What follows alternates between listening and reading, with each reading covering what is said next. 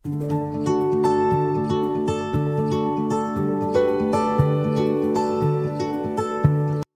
इस टाइम मैं माननीय मंत्री जी के कार्यालय में हूँ, ऑफिस में हूँ, जहाँ पर रोज़मर्रा के कामों का निस्तारण करते थे माननीय मंत्री जी। और यह समय अब यहाँ का एक एक जो यादगार पल है बहुत ही भावुक होते जा रहा है हम सभी को। अभी ब्रेकफास्ट हम लोग कर चुके हैं, कुछ देर में लंच करेंगे और लगभग हम लोग 10 बजे पहुँचे थे यहाँ पर इस आवास पर, और यहाँ से लगभग 2 बजे हम लोग कर्नाटक के लिए निकलने वाले हैं। और मैं आप सबों को बता देना चाहता हूँ, आप सबों की जानकारी के लिए बता देना चाहता हूँ कि इस आवास में यह जो आवास है माननीय मंत्री जी से पहले हमारे भारत के प्रधानमंत्री आदरणीय चंद्रशेखर जी का भी रह चुका है, और उसके बाद अभी कर्नाटक में मुख्यमंत्री हैं BS येदियुरप्पा जी, उनका भी आवास रह चुका है। तो यह इस आवास का एक अपना ऐतिहासिक महत्वपूर्ण मतलब ऐतिहासिक दृष्टिकोण से देखें तो यह काफ़ी महत्वपूर्ण आवास है जिसमें हमारे मंत्री जी रहते थे।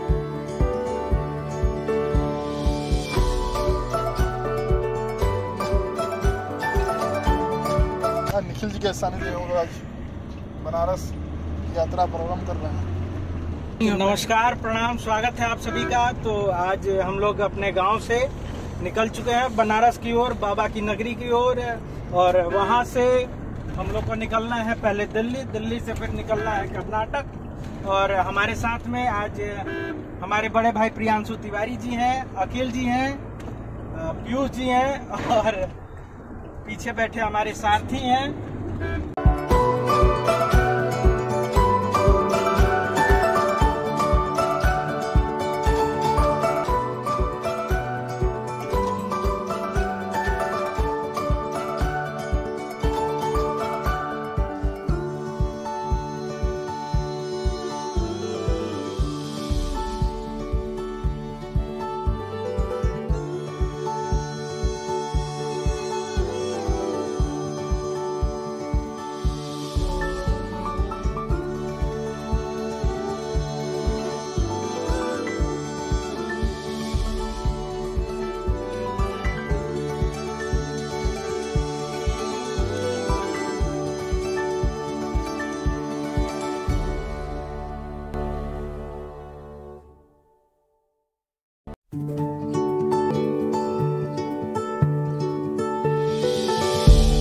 नमस्कार, प्रणाम। तो अभी समय हो रहा है लगभग 10:30 और हम लोग पहुंच चुके हैं वाराणसी से सफ़र कर दिल्ली। और दिल्ली में अभी हम इस वक्त माननीय पूर्व रेल राज्य मंत्री गोलोकवासी स्वर्गीय सुरेश अंगड़ी जी के आवास पर है। बड़ा दुख हो रहा है। माननीय मंत्री जी का स्नेह, प्यार और आशीर्वाद सदैव हमारे राजनीतिक जीवन में मिलता रहा है और मिलता था, और बड़ा अफसोस है कि आज यहाँ पर आकर, हर बार आता था तो यहाँ पर माननीय मंत्री जी होते थे, उनका आशीर्वाद प्राप्त होता था। कोरोना जैसी दरिद्र बीमारी के वजह से माननीय मंत्री जी हमारे बीच नहीं रहे, जिसका मुझे बहुत दुख है। तो अभी मैं माननीय मंत्री जी के ही कोठी पे हूँ, और यहाँ से माननीय मंत्री जी की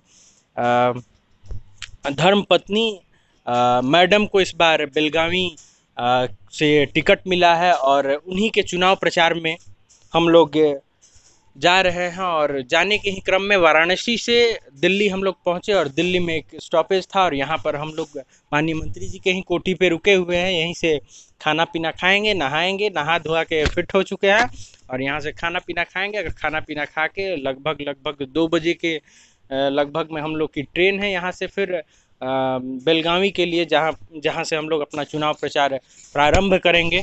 तो YouTube के इतिहास में ऐसे तो मैं बाय प्रोफेशन आप जानते हैं कि क्या हूँ, और YouTube के इतिहास में पहली बार होगा कि कभी किसी माननीय सांसद, माननीय मंत्री का आवास आपको मैं दिखा रहा हूँ कि किस प्रकार का होता है। जस्ट इसीलिए दिखा रहा हूँ कि लोगों को, बच्चों को दिखे कि किस प्रकार का उनके जो सेवक हैं, उनके जो प्रतिनिधि हैं, जो देश का प्रतिनिधित्व करते हैं, आप आगे निकलिए, जो देश का प्रतिनिधित्व करते हैं, जो आपके क्षेत्र का प्रतिनिधित्व करते हैं, उन माननीयों का आवास किस प्रकार से होता है। तो आइए मैं कुछ झलकियाँ दिखाता हूँ। वैसे बहुत सारी यादें जुड़ी हैं मुझे, जो कि मन ही मन बहुत दुखी महसूस करा रही। बहुत मैं चोटिल हूँ मन के कोने से, चूँकि माननीय मंत्री जी नहीं है, और जिस खुशहाली से हम यहाँ आते थे उस खुशहाली वो फील नहीं आ रहा है, वो मज़ा नहीं आ रहा है, बड़ा अजीब लग रहा है। पीछे का एरिया जहाँ पर माननीय मंत्री जी का पीछे का एरिया, यहाँ टहलते थे माननीय मंत्री जी, इस पार्क में टहलते थे। वैसे बड़े ही सामान्य जीवन यापन करते थे, बड़े ही सामान्य लोगों की तरह वो अपना जीवन को जीना पसंद करते थे, यहीं टहलते थे। और ये पीछे का एरिया आइए दिखा देते हैं। ये पूरा पीछे का दिखा रहा हूँ, उसके बाद आपको आगे का पूरा एरिया दिखाऊंगा। तो कुछ इस प्रकार का एक माननीय मंत्री, और माननीय मंत्री का ही इस प्रकार का आवास होता है। और